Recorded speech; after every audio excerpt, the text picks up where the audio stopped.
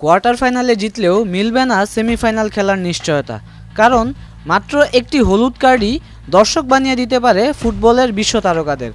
আজকে জানবো এমন ঝুঁকিতে থাকা তারকাদের নাম।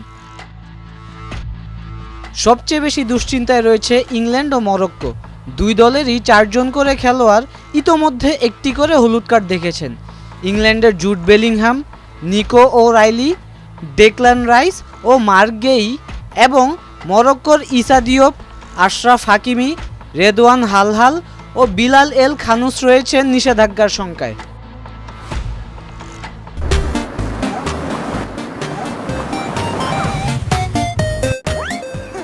এছাড়াও ফ্রান্সের মানু কোনে, মাইকেল ওলিসে ও ব্র্যাডলি বারকোলা, সুইজারল্যান্ডের গ্রানিট জাকা, ডেনিস জাকারিয়া ও মিরো মুহাইমো কোয়ার্টার ফাইনালে বাড়তি সতর্কতা নিয়ে খেলবেন।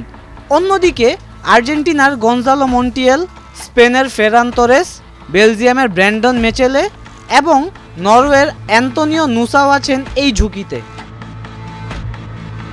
48 দলের নতুন বিশ্বকাপে নকআউট পর্বে একটি অতিরিক্ত রাউন্ড যোগ হওয়ায় হলুদ কার্ডের নিয়মেও পরিবর্তন এনেছে ফিফা।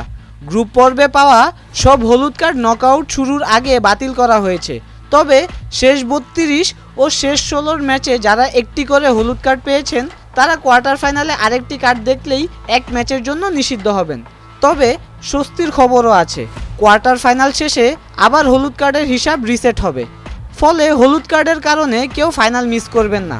তবে সেমিফাইনালে লাল কার্ড দেখলে ফাইনাল খেলতে পারবেন না সংশ্লিষ্ট ফুটবলাররা।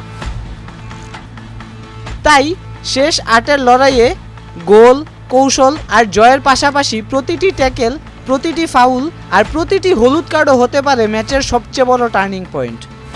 আশিকুর রহমান, দিগন্ত স্পোর্টস।